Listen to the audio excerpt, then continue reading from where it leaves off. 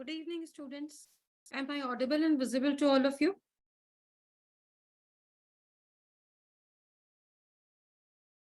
Yes, ma'am, you're audible and visible. Okay, just we'll wait for 2 more minutes for the students. In the meantime, you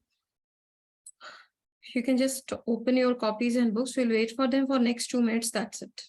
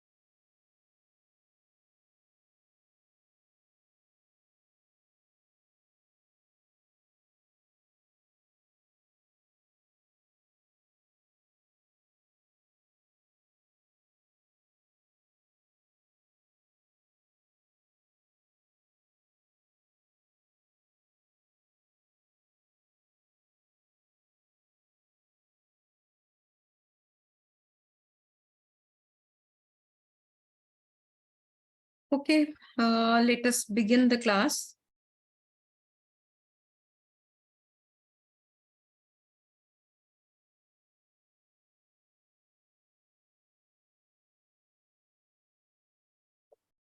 Can you see the PPT? And now I request all of you to please start your cameras.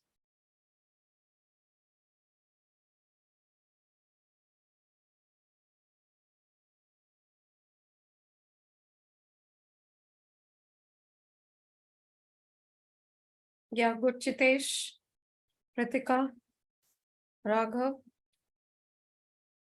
Aravinath, I am waiting for you. 1 minute.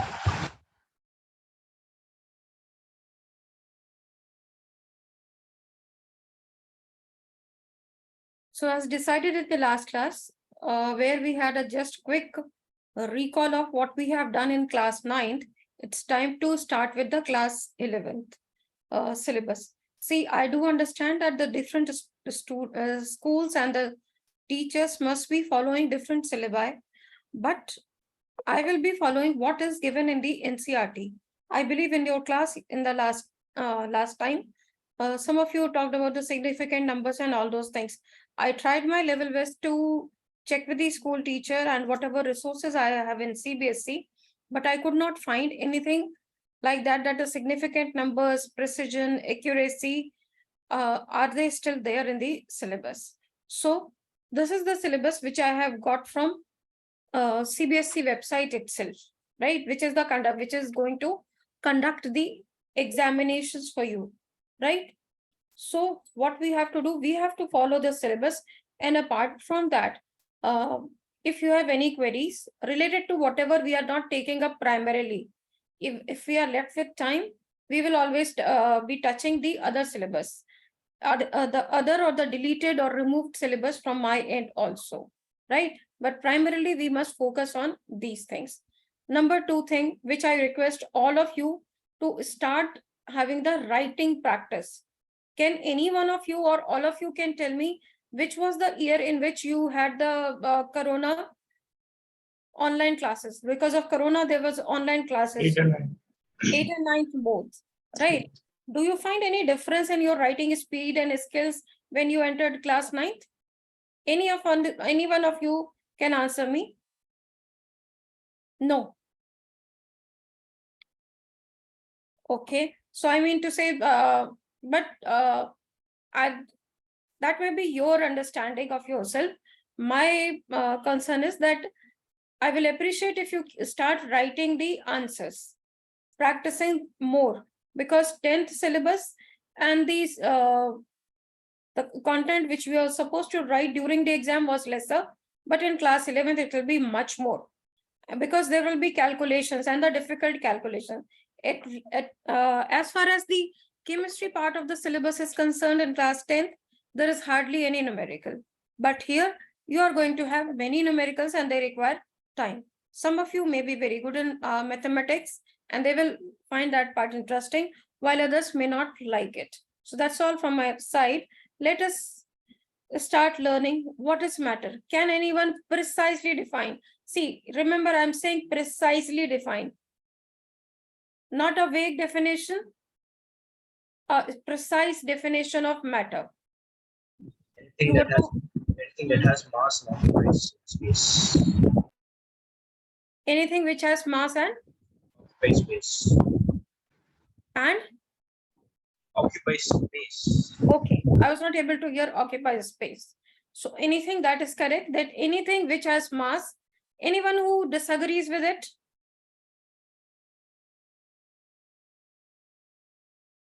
Suppose you are hurt. Last time I broke this place. I had a wrist injury here. Right, I was having pain.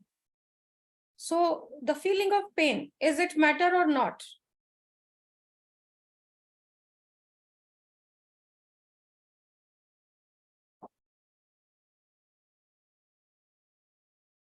Any idea? Feeling of pain, feeling of anger, feeling of hatred, feeling of being loved. Will you classify it as matter or not?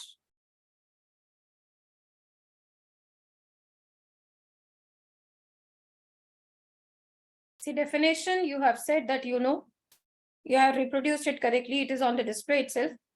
Then what is the hitch which you are not, why you are not able to classify it as matter or not?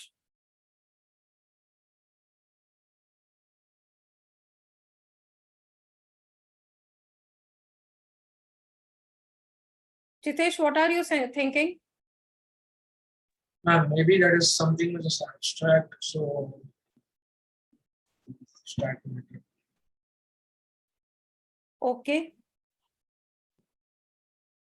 Ritika, any idea? And what is your opinion?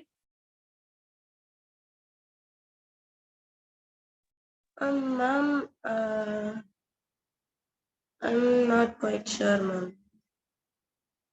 See, for something to qualify as matter, what is essential?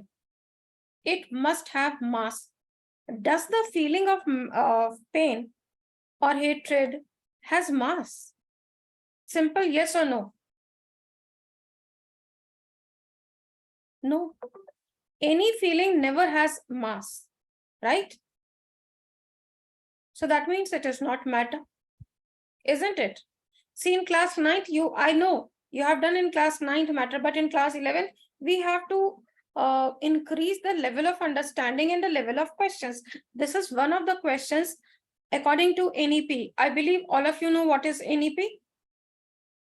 New Education Policy, which is based on the application based, which is going to give you the assessment on the basis of the application. They are not going to ask you the way I have asked you, what is matter or define matter. They will never ask us. They will just ask, give us a certain bunch of things and make us understand and ask us to classify them as matter or not matter. Now, similarly, talking about shadow, will shadow be considered as a matter or not? Anyone who says yes? Again, whatever criteria is given to you, that it should have mass and it should occupy space. Shadow, you may see that it is occupying space, but of course it does not have mass. So you may think about different things which have mass and which do not have mass. Try to classify them as in as many things as matter or not matter. Is this point clear to all of you?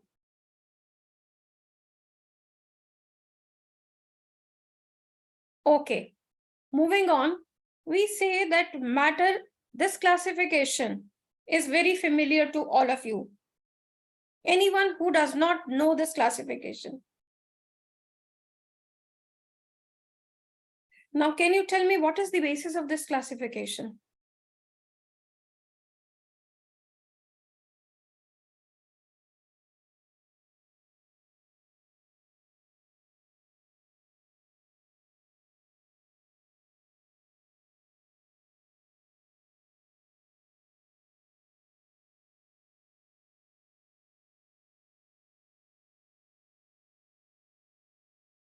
Ritika, you were taught about this in class 9th.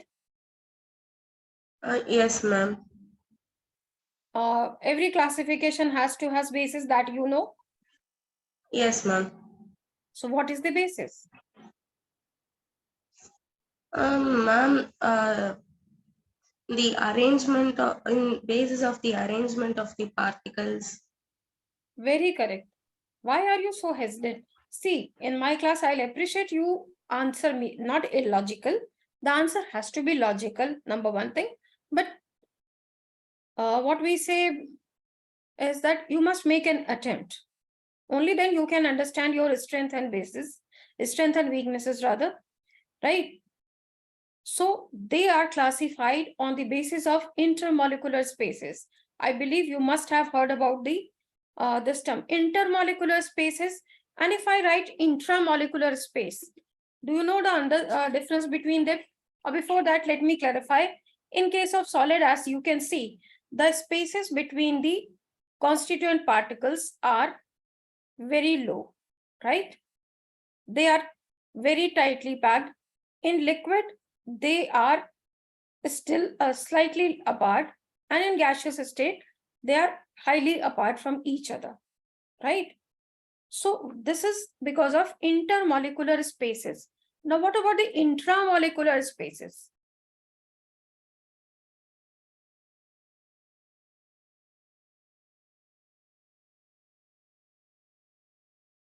Okay, that is not the agenda of the day. We'll talk about it separately in the other classes when we talk about kinetics and other aspects. So for the time being, the only thing is inter and intra are the two words in English. Inter means within the molecule and intra means outside molecule, right? Intra may involve two different phases. Phases means like liquid and solid, both the phases are involved in it. Now, here is a quick recap of what you have learned about the solid and liquid and gaseous spaces. Main thing, we know each and everything about them, but the only point which I have written in red, they can have any number of free surfaces, right? Can Vijay explain to me what is the meaning of this? Any number of free surfaces, or what do you understand by the term free surface?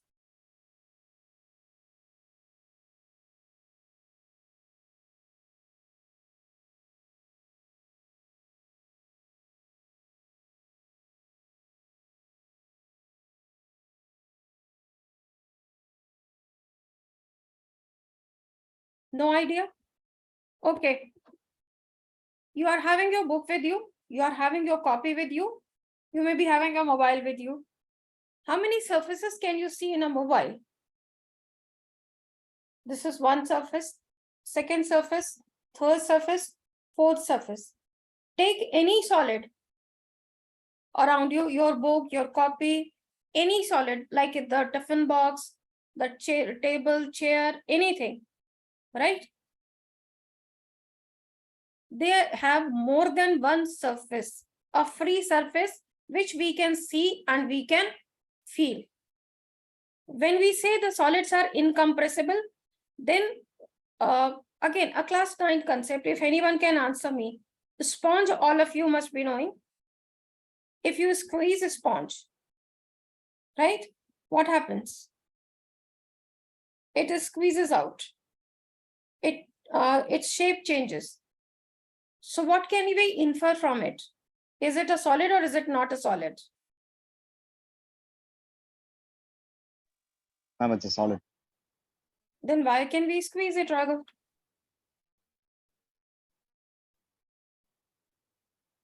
Ma'am, because when it's not squeezed, the air particles goes in between the spaces.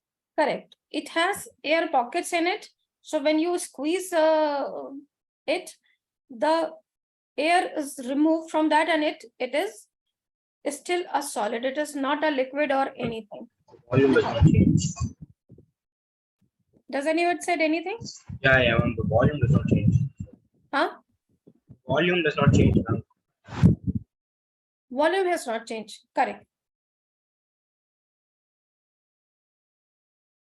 Now, have you ever tried this? That you have taken certain sugar and poured it on a plain surface. What do you expect?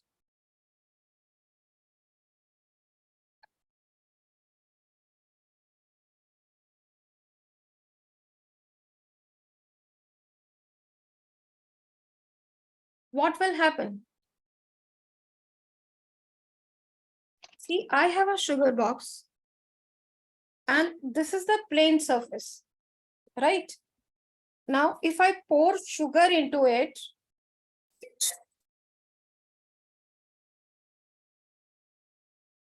what do you, I'm sorry, I cannot show it to you. That is probably the limitation of the, do you know what is a heap? Although I can see the heap, the moment I will tilt it, it will become flat, right? But originally what it was, I'll just try to draw it for you.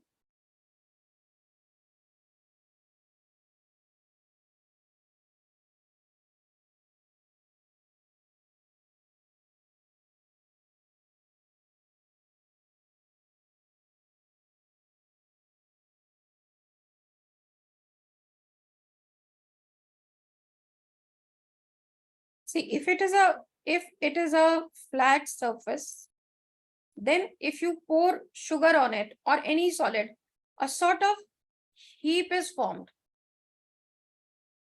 right? This is the answer which I was looking. What happens when a liquid is poured?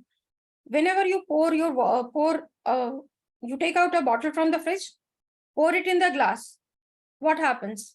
How many surfaces you can see?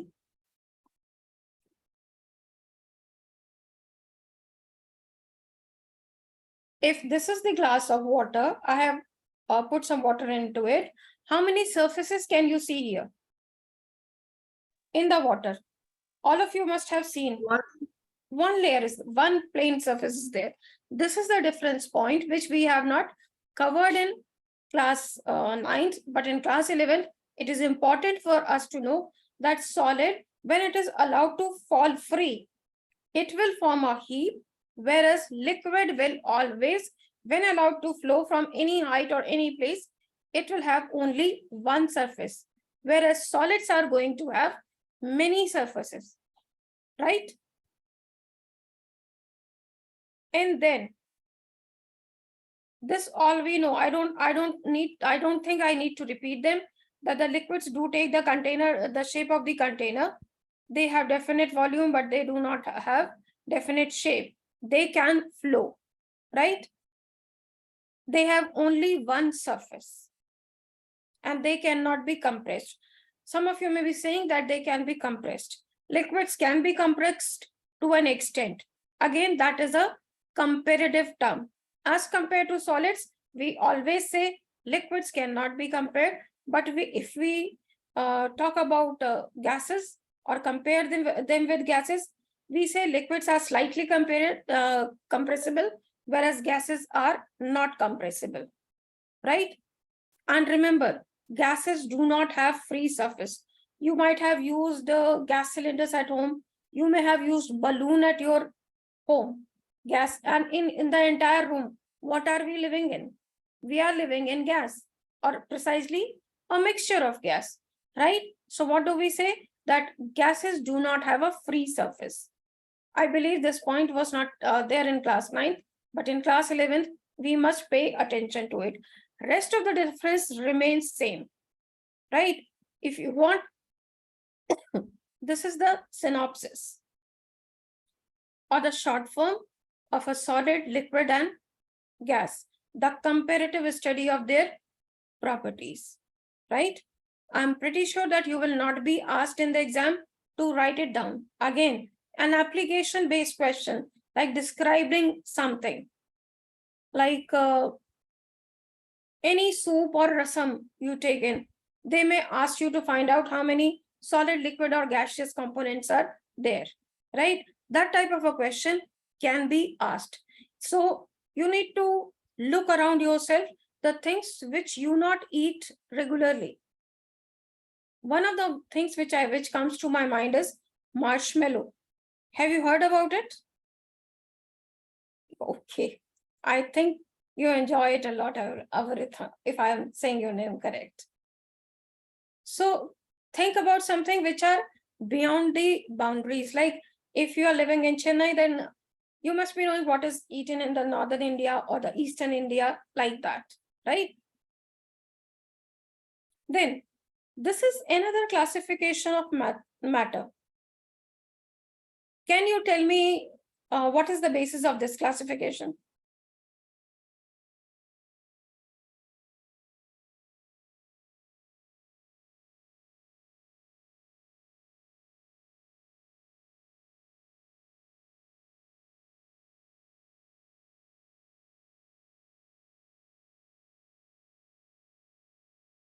Isn't it a bit easy? Physical, Physical? I didn't get you. physical or chemical properties. No, I think should it not be composition? See, if you look at the bottom row, what do you see? Element, compound, homogeneous mixture, and heterogeneous mixture. What do they differ in? To me, they differ in constituent particles. Elements are made up of only one type of a atom or a particle, we say. Compounds are made up of more than one type of atom combined in a fixed ratio. Mixtures have atoms or molecules of different substances, but not in fixed ratio. Isn't it? So what is the basis of this classification?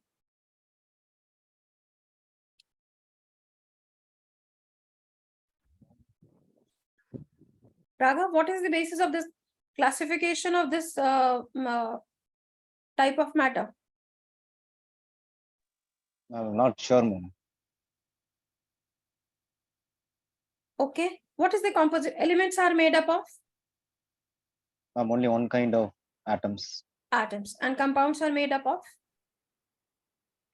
Two or more types of atoms combined in fixed ratio. okay. So, and what about the mixtures? They are made up of More than one kind of compound or element. atom in any ratio, right? So what does that mean? They have different composition. Yes, ma'am. We say, in another words, which is said as chemical classification of method. Whereas solid, liquid, gas is called as the physical classification of the matter, because that is based on arrangement of atoms, right? And different physical states are formed. So this is one of the interesting question which was asked in the engineering entrance exams, right? Exam is always going to have a easy as well as a difficult question. What happens? Most of the students focus on the difficult question. They just skip off the easy question. So I'll prefer to tell you the importance of each and every question. Now, we know that every substance is made up of atoms, and atoms are reactive because they are not stable and they want to become stable. Every time they wish to become stable, what they have to do? They have to react with each other, right? And while reacting, they follow certain rules. Like when we come to school, you follow certain rules. When you go to party, even there you follow certain rules, that you will be decked up like this, and you have certain expectation with the place also. When you come to the learning center, what you have certain rules to be followed, right? That when you are not coming, you have to take permission from the center head, whether you can attend the online class or not. So everything follows a certain rule, right? So same way, the atoms also follow certain rules, right? This is the entire list of the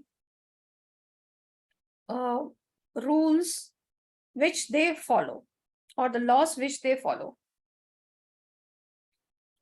Now, can anyone, Chitesh, can you tell me how many laws you have heard about and you know about them?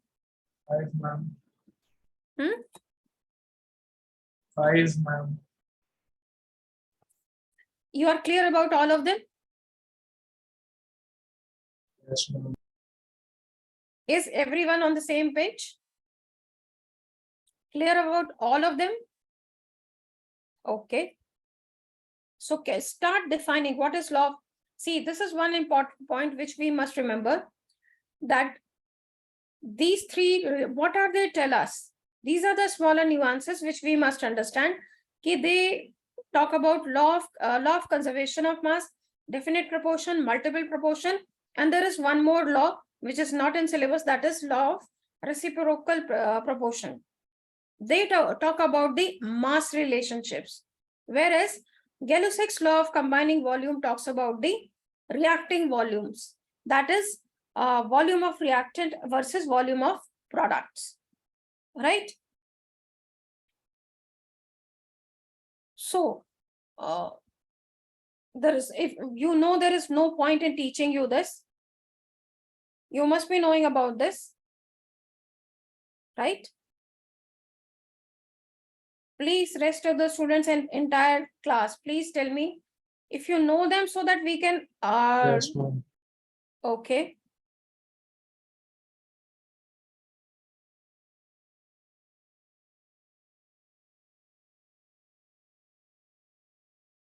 Can you solve this question then? Yes, ma'am. Okay, please solve it. Tell me the answer.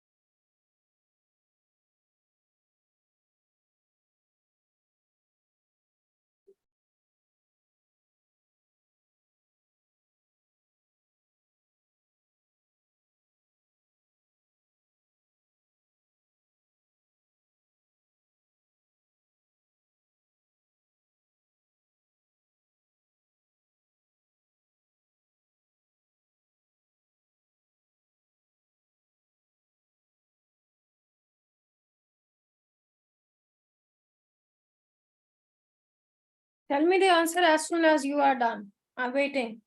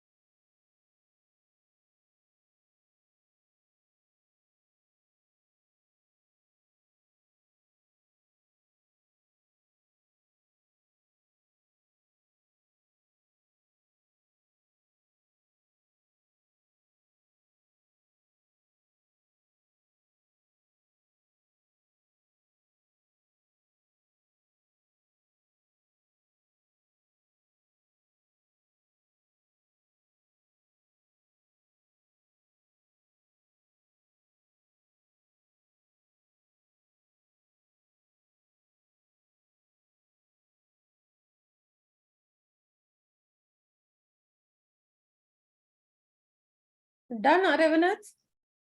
I'm getting 7.5 grams of magnesium, 4.29 grams of carbon, and 171.3 grams of oxygen. Jitesh, I'm not able, you are audible, but your voice is not clear. And now, can you hear me? Yeah, I can hear you now. 7.5 grams of magnesium, 4.29 grams of carbon, and 171.3 grams of oxygen. Okay.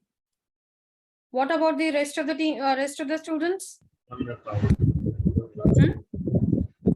Really, I didn't hear either of you. Neither Raghav, nor Arvinath, and nor Ritika. Ma'am, I'm doing the final solution. Okay. And Raghav, you have done it? Yes, ma'am. Okay. Ritika, you have done it? Ma'am, I didn't know how to solve it, ma'am. Okay. So quickly, whosoever has done it, this is the simple way to do it. That law of constant, both of them will have the same composition, right? So magnesium ka composition, to find a magnesium composition, what you have to do? You are given 28.6%. So you have to multiply simply 28.6 into 30 divided by 100, right? Is it clear, Ritika? Yes, ma'am. Okay. Same way, carbon was given 14.3, oxygen was given as 57.5. So you have to simply multiply them, right? Okay. Moving on to law of multiple proportion. We will just solve a question on it. Or you want any explanation on it? Are we clear what is law of multiple proportions?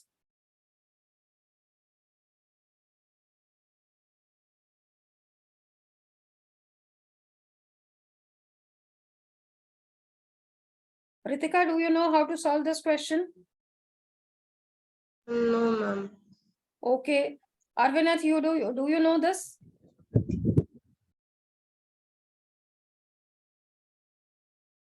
Raghav, can you solve it? I will try to solve. Chitesh, you? No idea. Yes. What, ma'am? You can solve it or not? Ma'am, I just told you the answer, but I'm not sure whether I'm right. Okay. I give you 2 minutes to think about, because you said कि आपको ये law पता है. Now, first of all, tell me law of multiple proportion is clear to all of you or not? Yes, ma'am. Okay. By your nod, Chitesh, I'm not clear. You are nodding in no, and I believe you mean yes. Yes, ma'am, it's clear. Okay. What about Ritika? Ma'am, I know about the law of multiple proportion, ma'am. Okay. See, as I said in the beginning of the class, that some of you may be liking maths and some of you may not be liking. Knowing a law, solving a question are two different things. So we just need to solve this question, right? For example, we say that carbon and oxygen, we know what are the two compounds formed? Carbon monoxide and carbon dioxide. Before I move on, Ritika, I especially want to ask you whether the previous question and answer were clear to you or not. Yes, ma'am. The previous question answer was clear. Okay. So we mean to say, or we know that carbon combines with oxygen to give us two compounds, carbon monoxide and carbon dioxide, right?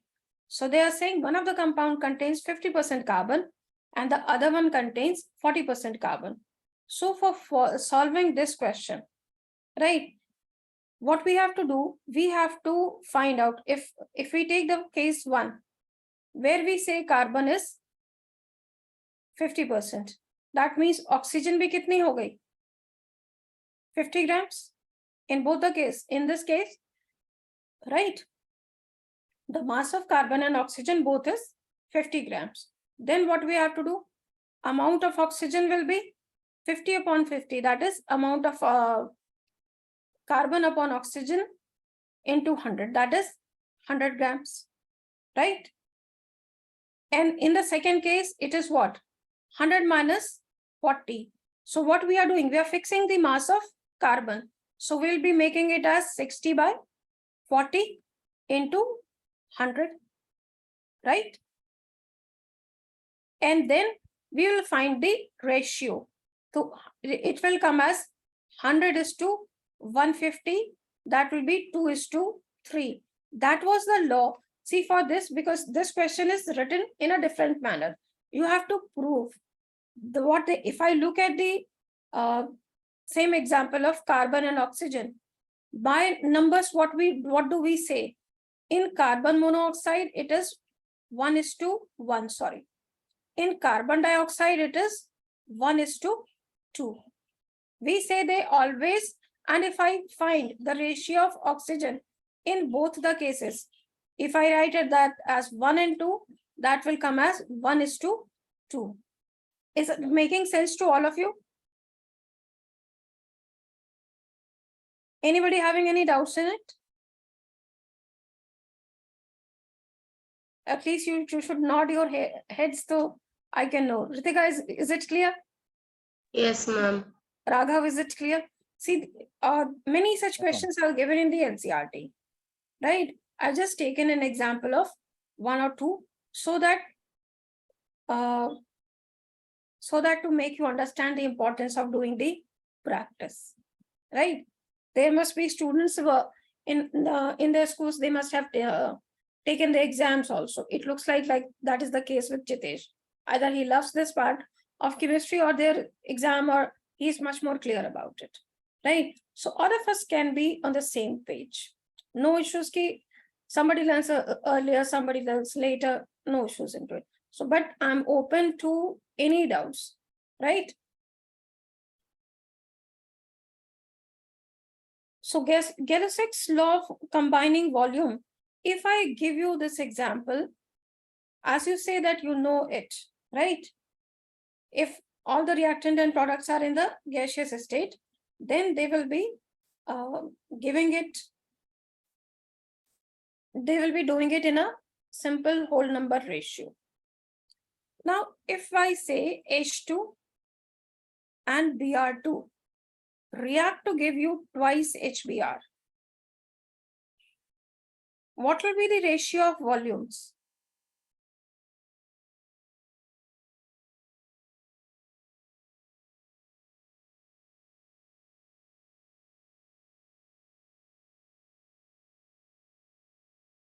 Everyone has a clarity about the law of combining volume? Or yes, you have to nod it like that. You will not like that. Okay, ma'am. Yes. I just get confused whether you know it or not. Ritika and Arvitha, please tell me, Yes, ma'am. It's the clear. law is clear? Okay. Now what about Arvitha? Yes or no? I can't hear you. Yes, ma'am. Yes, ma'am. Okay. So what is the ratio?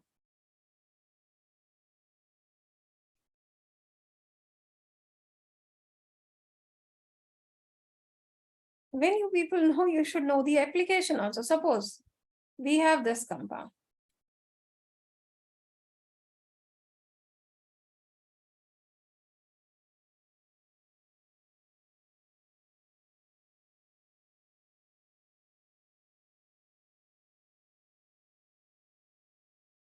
I'm giving you the reactions, the balanced chemical reaction. You have to tell me what will be the ratio of the volumes.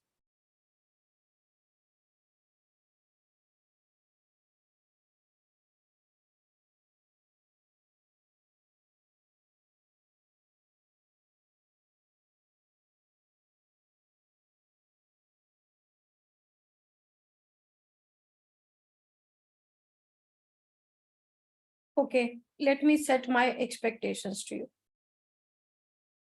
And the most important thing about this law is applicable only when everything, that is all reactants and products, are in gaseous state, right? Does everybody knows this fact? Now, talking about the physical states. What is the physical state of hydrogen at room temperature? Hydrogen is a gas. What about bromine? Go back to class 10 chapter, metals and non-metals. Bromine is a non-metal. Ma'am, is it liquid? Yeah, that is correct, Ritika. Bromine is a liquid.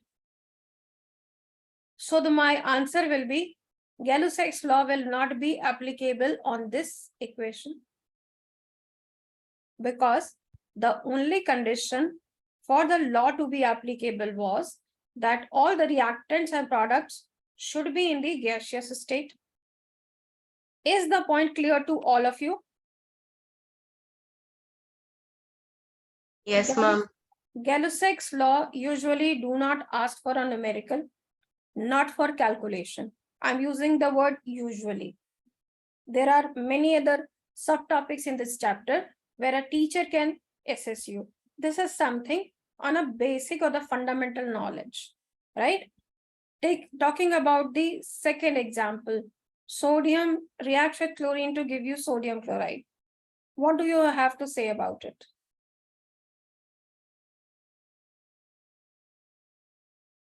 Sodium chloride is what? Which physical state do you find sodium chloride? Solid. Solid. What happened to you, Raghav? Why are you thinking so much?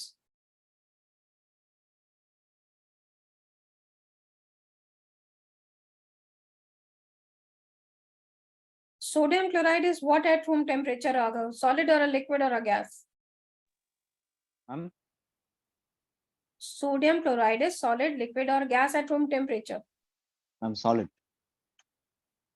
So why did you take so much of a time for us? See, I deliberately gave those examples in which you know at least the physical state of one of them. It is very important for us. Now onwards, we must know the physical state. In the first case, I gave you bromine. Why? Because I know it is taught to you in class 10th as a example. Bromine is a liquid at room temperature, right? Now, since this is a solid, sodium chloride is a solid, sodium is a solid, Captain kerosene in your laboratories.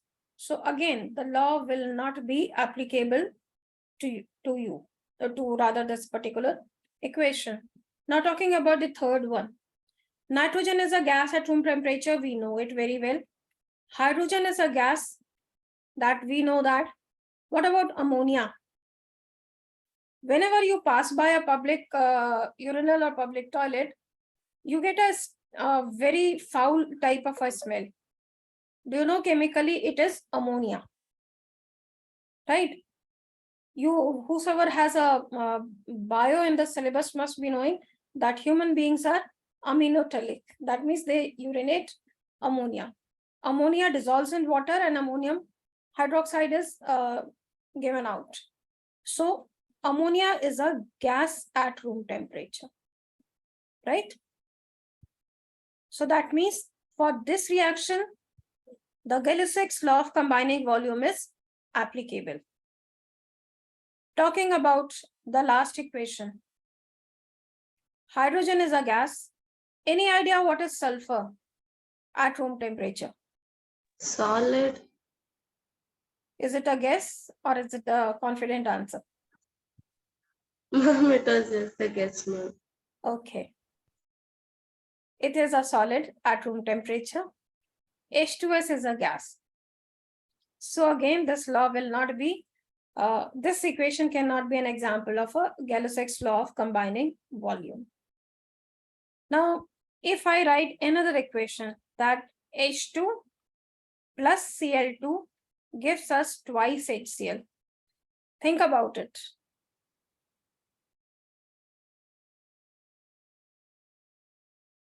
Raghav, any idea? Ma'am, can you repeat the question? The reaction which I have written at the bottom, H2 plus Cl2 gives us twice HCl, right? Is it an example of Gay-Lussac's law of combining volume or not?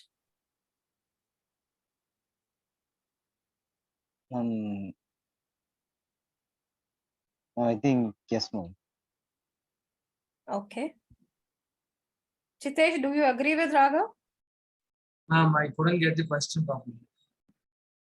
I have written an equation that H2 and Cl2 react with each other to give HCl. is it an example of Gay-Lussac's law of combining volume or not?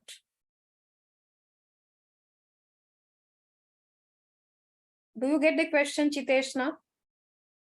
Yes, ma'am, I get the question.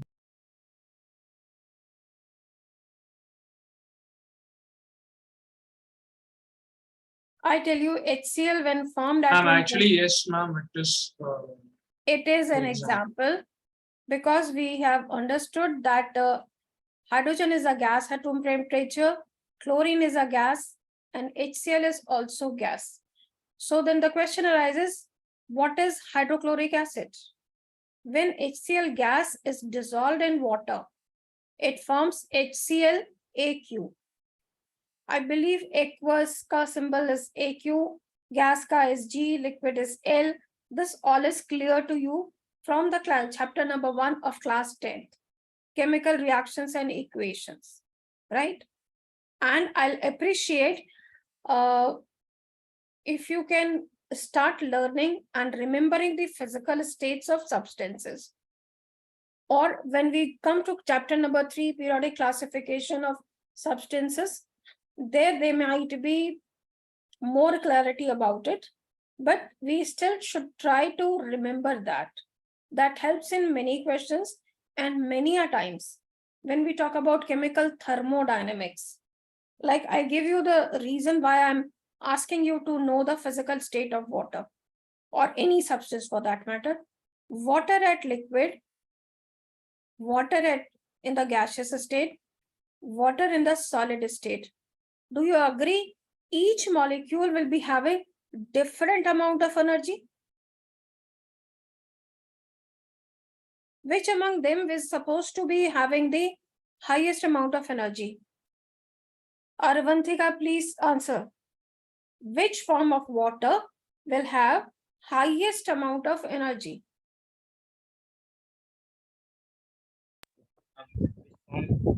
Which form you're asking, liquid, solid, or gas? Yeah, solid water, liquid water and gaseous water. Which is expected to have most or more amount of energy? Gas, like steam. Yes, steam. Very correct. There was a concept in class 9, latent heat of vaporization.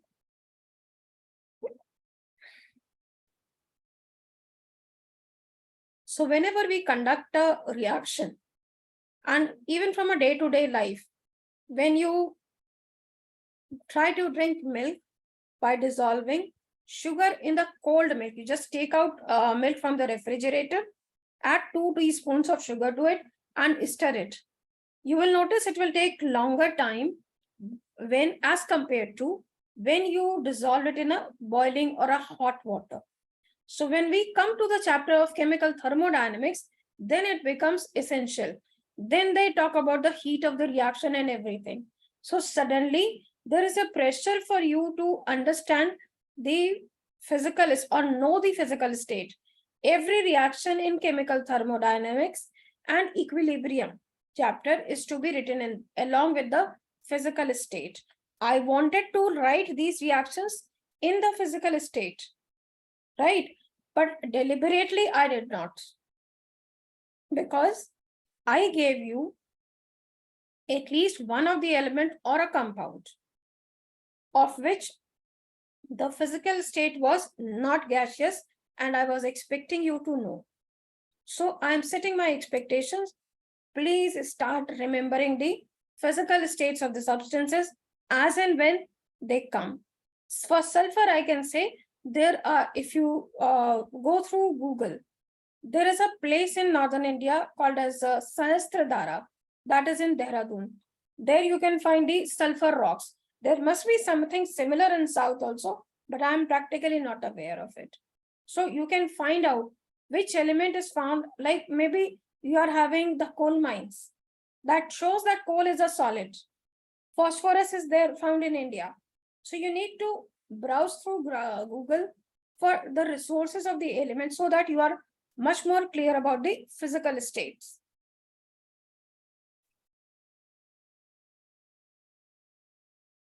Now, let us solve a question on it.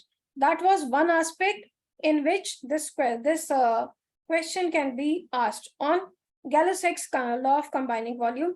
Another aspect, calculate the volume of HCl gas formed and chlorine gas required.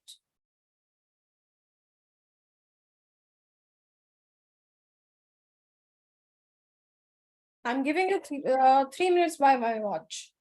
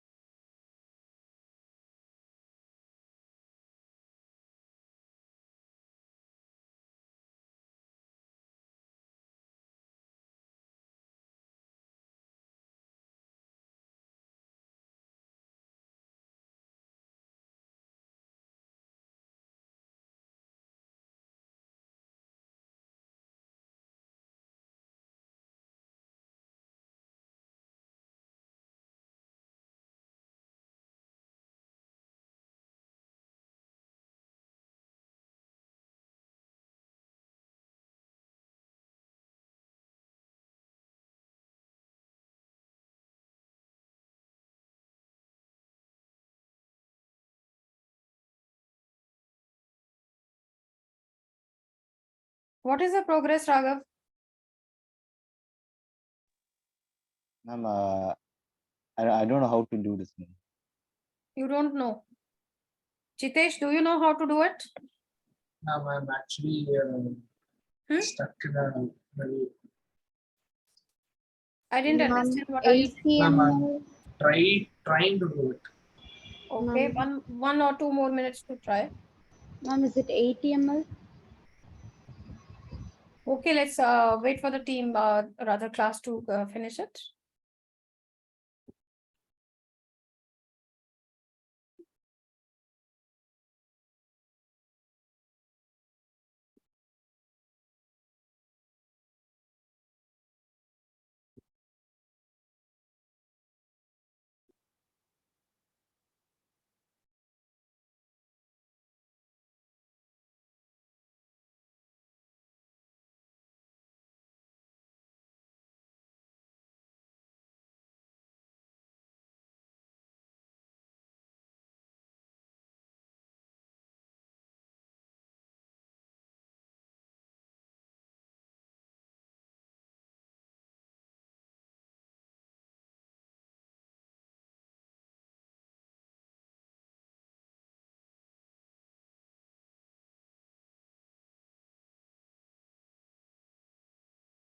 Okay, let us solve it together. 40 centimeter, 80 centimeter.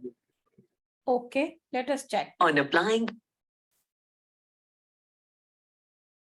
See, what you have to do is simply look at the molar ratios. The equation is in front of you, right? What you can see here, if I write the molar ratios, what I will be writing here? It is one volume. I will be putting 1 volume of methane reacts with 2 volumes of this, 1 volume of this, and 2 volumes of this. If what I have to do, I have to equate. I have been asked to find out how much HCl is formed, right? So 1 volume will produce 2 volumes of HCl. So 40 centimeter cube will produce what? 2 into 40. It is simple. Is it clear to everyone? Yes, Okay. ma'am. Now, 1 volume of if I look at the methane and chlorine, methane is 1:, chlorine is 1:2. Again, the answer has to be 80. Right? See, if you solve the question based on this, you will find them, they are pretty simpler.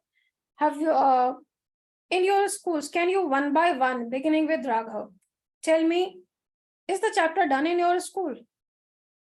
And you have done the assignment or the NCERT book back question?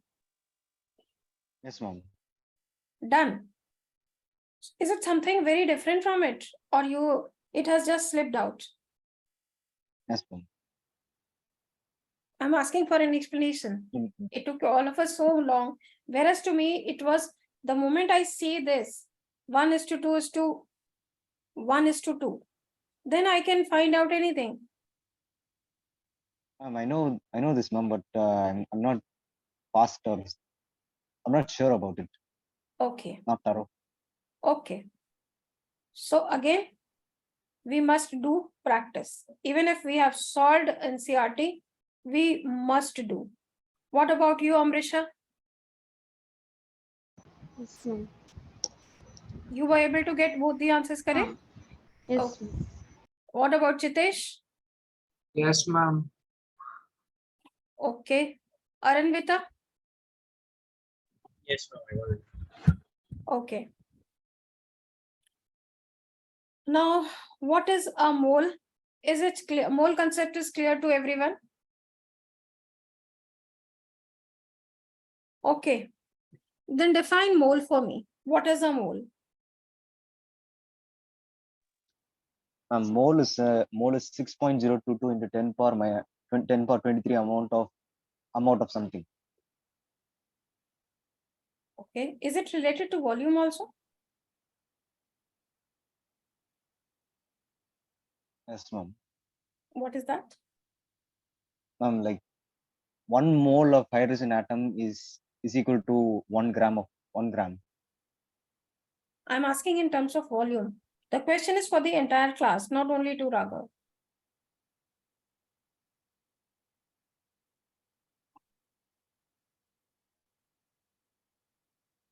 See, I'll prefer to teach you, Raghav, an entire class the way I wish you to understand it. Because if we are master in a mole concept, we will be master in stoichiometry, which if you are appearing for the competitive exam, let that be medical or engineering entrance, that is very critical. Believe me, they don't ask any difficult question. They ask the questions based on the basic concepts. That's what I'm trying to do right now. So I don't think there is a need. Sometimes we count the objects and sometimes we weigh the objects. If I can ask you, how is cauliflower sold in your region? By cauliflower, I believe you know. Is it sold in terms of numbers or in the mass terms? Chitesh, how do you purchase cauliflower? Ma'am, by weight. Ma'am, I don't purchase cauliflower. Huh? By I don't mass. purchase cauliflower. You don't watch? I don't purchase cauliflower, ma'am. It's Okay. so I don't- But I'm not By weight asking only. you to purchase cauliflower. I'm just asking. I'm telling that I don't know how the method of purchasing cauliflower works because Okay. every different thing has different stuff. So I just don't know. Okay. See, banana, cauliflower, there are certain things which I understand in different geographical regions are sold. Banana in some regions are sold in terms of numbers, like a dozen. Whereas if you go to any online shopping app, they are sold in kgs also, right? So that means anything can be count, but again, it depends on the common sense. If you have to purchase 1 kg of sugar, you will purchase in kgs only. You will not count how many sugar molecules are or sugar particles are there into it. So usually whatever we do in daily life is not applicable to the scientist. So for that, see what they do, they react 1 gram of gold or they react 10 ml of water. So for that, they need to have a counting species, a counting unit. So they said they decided to name it as mole. Now, what is 1 mole? Let me write it down for you first, and then we will understand how do we do it. So we say 1 mole of a substance, as Raghav rightly said, it is equal to 6.022. In some of the books, it is written as 6.023 also. Both of them are correct. They do not make much of the difference to the answers. Or at times, for the convenience, if you have a multiple choice question, you can even take 6, just so as to get to the correct answer quickly. So what we do, we say 6.022 into 10 to the power 23 of something of Raghav, we need to replace it by atoms, or they can be molecules, or they can be ions, right? And it is equal to 22.4 liters at STP. It is equal to atomic mass or molecular mass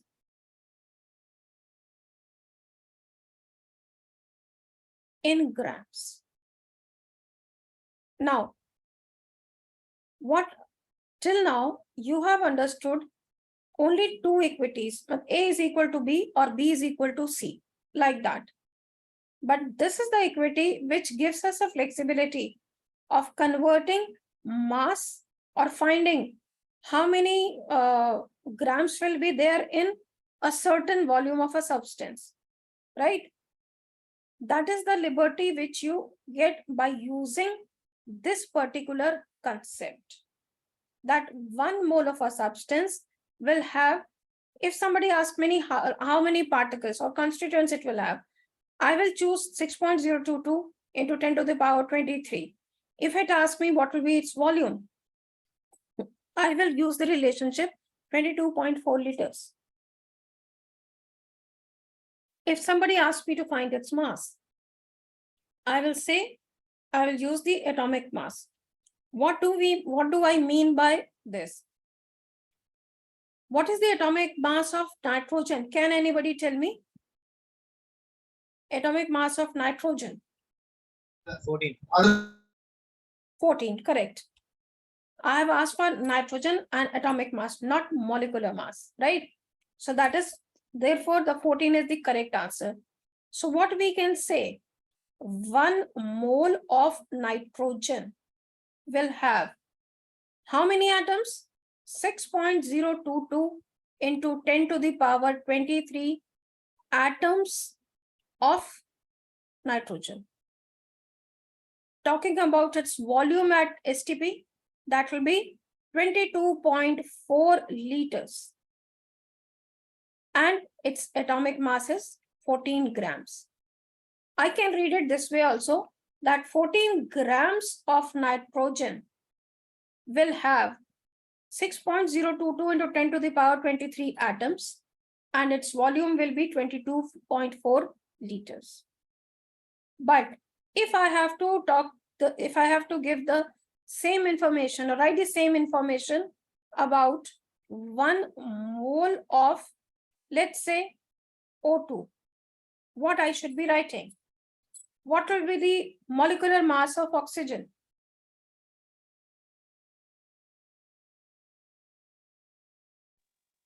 I'm 32 grams. Correct, Raghav. So what will I write? 1 mole of oxygen will weigh if I am going to weigh the 1 mole of oxygen, or if I want to give somebody 1 mole of oxygen, that means what?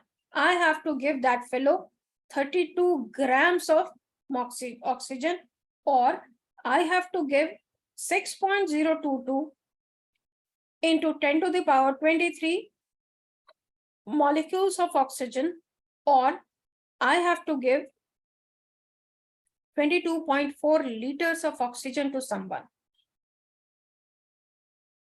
Anybody having any doubts about it? No, ma'am. Was it clear to all of you before that, before I told you also? Yes, ma'am. What has happened to video of Chitesh and Arunita? Ma'am, I don't know. It was perfectly fine, but now it's not. No, I'm trying to change my. Okay. So these are the certain terms. We will come to the, you have a class tomorrow also, no? Okay. We will start numericals maybe tomorrow. But tell me, what is this? What are these definitions? Is everyone clear about them? If yes, then start defining what is relative atomic mass. What is the meaning of relative and absolute?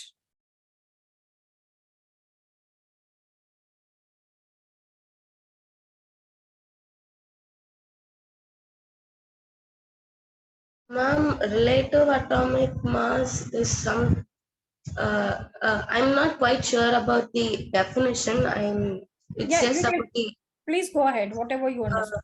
So relative means it is something that could be near to the atomic mass, and absolute is something that is the correct atomic mass of a given whatever. I'm not very sure about the definition, ma'am. I just said whatever came to my mind. Yeah, that's true. It's, see, what, even if you said incorrect, I'm there to correct you and help you out. Anybody having any other idea? What is the meaning of relative atomic mass, relative molecular mass, gram molecular mass? Chitesh, any idea? Actually, yes, ma'am. I do have ideas. Yeah, what is relative atomic mass?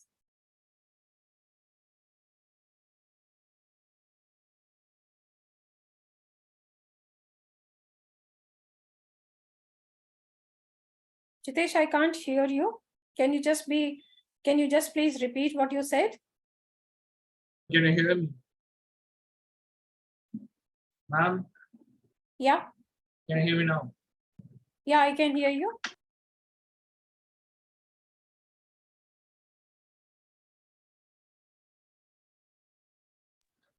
Relative atomic mass is a comparison between an element to the 12th, 1/12th mass of a carbon atom.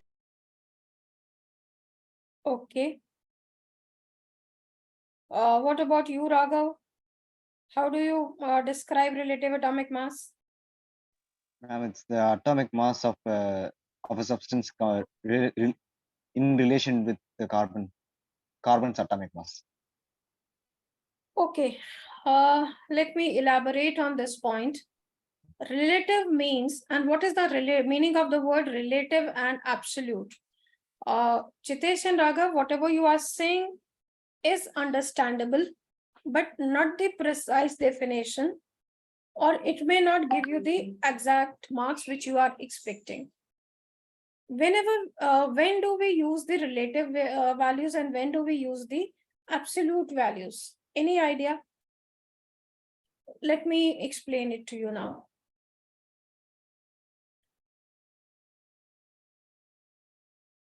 See, have you people might not have heard about percentile. It is a marking system. Any idea? No. So Ma'am, let's what like if you got the highest marks, it's 100%. okay.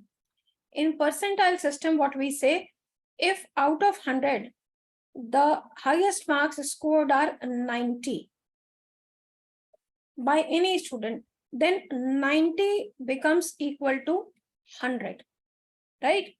And then everybody is graded. Say maybe 80 wala is rated as 95 or 94, something like that. Or if it is not making sense to who doesn't know, that if I say that I am 6 inches taller than my brother, I'm not giving absolute values. Means I'm not telling if I put myself here and my brother's height here, I'm not saying that I am 5 feet and my brother is 4'6". I'm not saying if I am 5'6" and my brother is 5, right? Whenever you are comparing the quantities, there are no exact values are known to you. Relative atomic mass, the reason why we do not have absolute atomic mass. Absolute means I tell you that my height is 5'6". That is the absolute value. And I say I'm 6 inches taller than my brother. That means I'm just giving a comparative number or a relative number. So why do we have relative atomic masses? That atomic mass, atom is too small. If somebody tells me or somebody asks me, what is the weight of the dress you are wearing? Is it heavy or light? What I can do? I can, when it was stored, I can find its weight and tell it whether it is heavy or it is light. But because I can see it. But if somebody says, ki, find the weight of a hair of your scalp, you can still find it because you can see here. But if I take a very abstract quantity, if I say this glass bangle has a piece of silicon in it, find its mass. I cannot, because I cannot see it. I cannot see it and I cannot get it, right? So that is the need of relative atomic mass. For relative atomic mass, you need to have a convenient comparative scale. Like in your case, class 12 exams, the convenient number they have decided is 100. Okay, out of 100, how much you scored, right? So relative atomic mass means that you have to have a particular system or a particular unit with which you have to compare. You cannot compare every time with two different things. You have to compare only with one thing. Initially, it started with oxygen also, right? But later on, they have to discard oxygen. Now they say you take carbon, C12, and then divide it into 12 equal parts. So what it simply, definition looks bit difficult, that you take a carbon atom, divide it into total 12 parts, like a watermelon is there, and you make a 14 identical parts of it. And what will be each part? 1/12. What you will do? 12 parts will be there, and you make one of them will be 1/12, right? So they say, it tells you, if I say atomic mass of oxygen is 8, that means, sorry, it is 16. So we say atomic mass of oxygen being 16, what does it tell? It is 16 times heavier than 1/12 of C12. What is 1/12 of C12? It's simply equal to 1, right? That is how we describe, define, and understand atomic mass. Whosoever doesn't want to learn the entire sentence, just say the smallest thing which I can tell you to remember is it describes or it tells how many times an atom is heavier than 1/12 of C12. Is it clear to everyone? Yes, ma'am. Okay. So that is why it does not have relative, whatever quantity which we are doing relative, it will not have a unit. Atomic mass of oxygen is 16. If I put a gram after it, it will become gram atomic mass, right? So first of all, we have to do these definitions. This one was crucial, and then it will be clear to all of you. I will just, if you want to know, note down, I have explained each and everything to you, right? So they started, because they cannot see the atom, they started to tell you by comparing it, right? So as I told you, it was hydrogen was taken, then it was replaced by oxygen, and then came carbon-12, right? There were different reasons for scientists to pick one or give it up one. You need to, again, if you are appearing for a competitive exam, do remember it was the sequence hydrogen, oxygen, and now latest being carbon, and that too C12. Last class, we just revised and recap what was the isotopes. The C12 means the atomic mass of this particular atom of carbon is 12, right? So this is again 12 parts of watermelon. We try to explain it to, especially when the students say that they are not familiar with it, right? This is the definition. If you want to copy down, you can. That is how it is obtained. And then we say 1 AMU. I believe you know what is 1 AMU.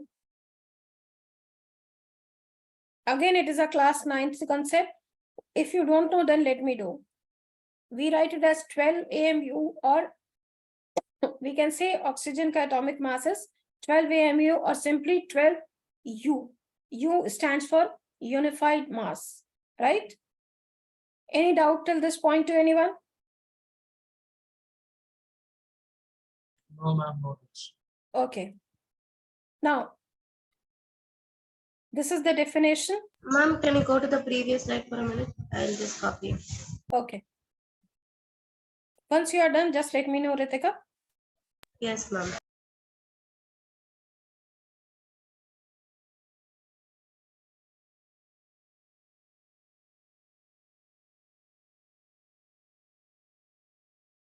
They are Yes, done in ma'am. class now. If anybody has a doubt about any of these concepts, please refer back to your class 9th books. See, this is the precise numbers. We usually take hydrogen as 1. But when we talk about in the last class, probably we were talking about the E is equal to mc square, 1.008. Then we will be talking about the binding energy someday in class 12. We take oxygen as 16, but it is in fact 15.999, right? Then gram atomic mass, as I explained to you, gram atomic mass of oxygen atom will be 16 grams. Simply put, gram in the atomic mass. Same way, molecular mass, sum of atomic masses of all the atoms. For water, how do you find it? Atomic mass of water, quickly. Sorry, molecular mass of water.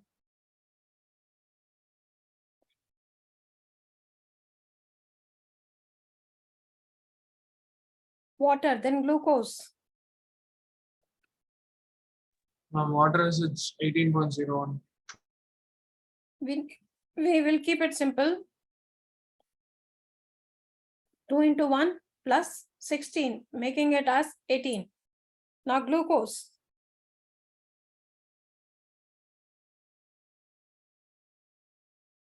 — 180 grams. Correct. So this will be 6 into 12 plus 12 into 1 plus 6 into 16, making it as 180, right? So should we move ahead?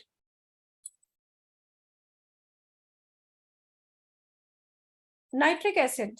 Anybody knows the formula of nitric acid?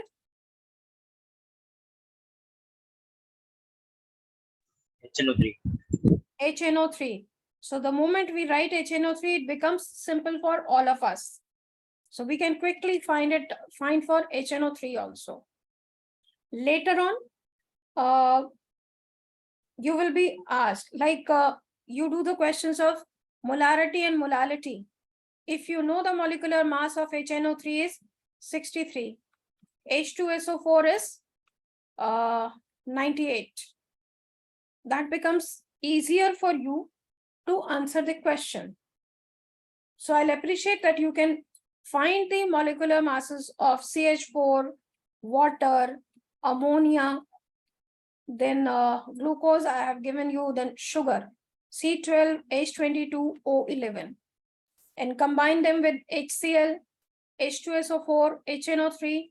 If you can make a list of them and remember them, you will save a time when you are doing a question on molality, and all those things, right?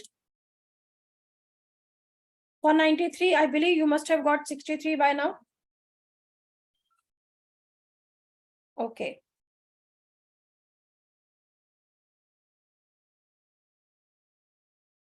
Similarly, relative molecular mass is same as relative atomic mass. Is there any issue with your neck, Jitesh? I just had a broken leg, so I'm Broken? trying not to.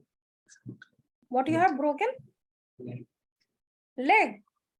I'm Oh. not sure if it's broken, but it's a mess. So I think it's. I was feeling that you were very restless. So I thought I'll just check with you. I had the feeling too, but now I'm just sure that couple of stuff is done. Have you visited a doctor? Not yet. It's not a mess. It will take maximum 5 minutes for us to complete the class. Then you please visit it. What is the atomicity? It is written there.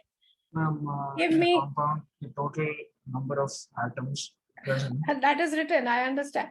See, what is the atomicity of phosphorus?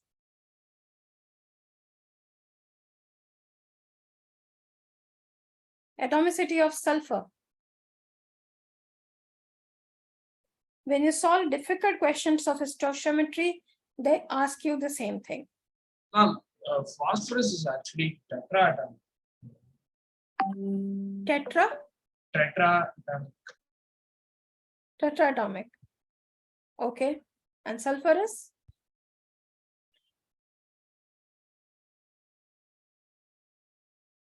Is phosphor tetraatomic? I'm asking you. It is tetraatomic. Phosphorus is tetraatomic. So it's 4 atomicity of phosphor. Yeah. Atomicity of phosphorus is 4.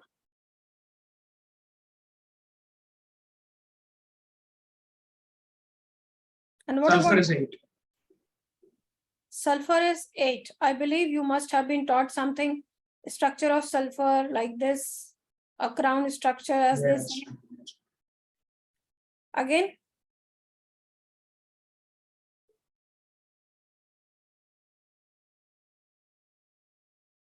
something like that. Right? No need to draw it, but we must know that. What is the atomicity of ozone?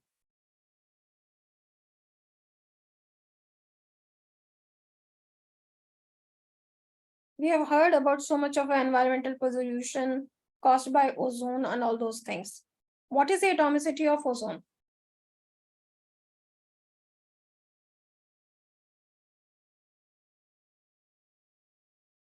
Ma'am, O3. O3, correct, Arvinda. Oh, sorry, Ritika. And then, how is oxygen and O3 related to each other? An interesting and important question.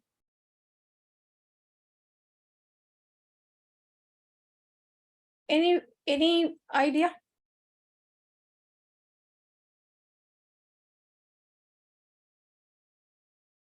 We did allotropy in class 10th.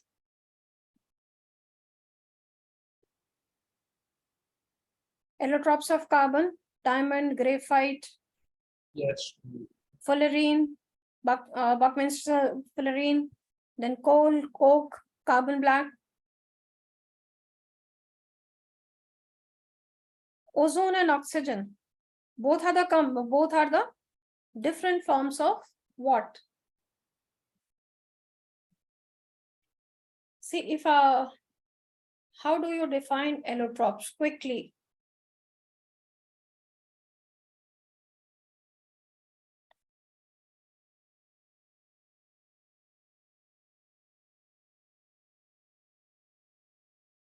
Diamond, how many of you remember it has got a tetrahedral structure, and graphite has a slippery trigonal planar rings are there?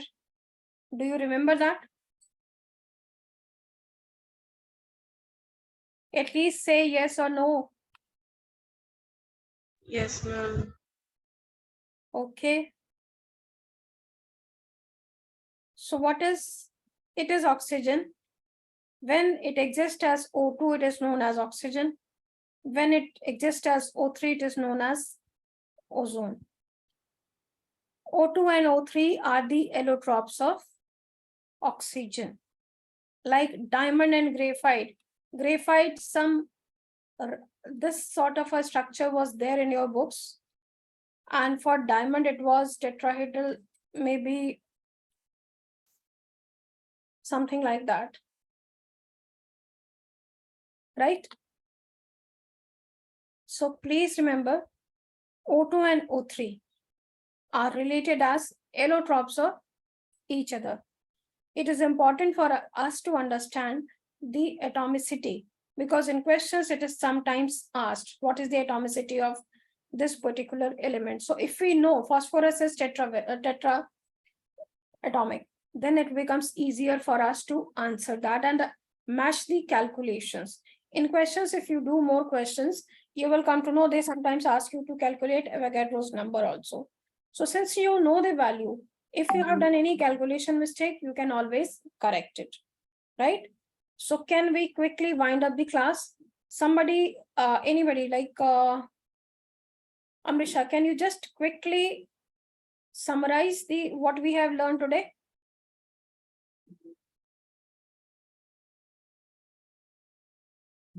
Atomic masses, relative atomic mass, absolute atomic mass, molecular mass. And we begin the class with, I joined late today. okay. When I We started begin, the class with understanding what is matter, classification of physical classification into solid, liquid, gas.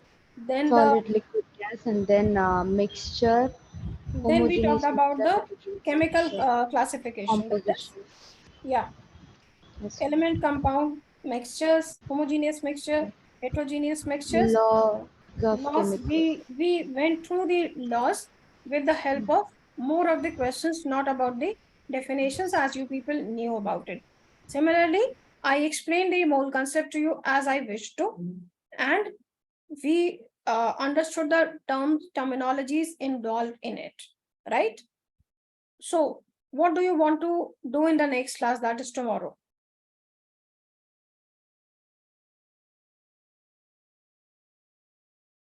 See, I can sense that there are certain students who have done practice and certain students who have done less amount of practice. So from my side, we will be starting with practice of the mole concept. Is it is it fair for all of you? Yes, ma'am. Okay. And so therefore we must be ready with whatever we have we have done today, right? And still, if anybody has doubt about any of the concept, because I believed in all of you that you understand the concepts, right? So we will pace the class accordingly tomorrow. Okay. So thank you and good day. And Chitesh, Thank you you, please see your ma'am. doctor. Okay.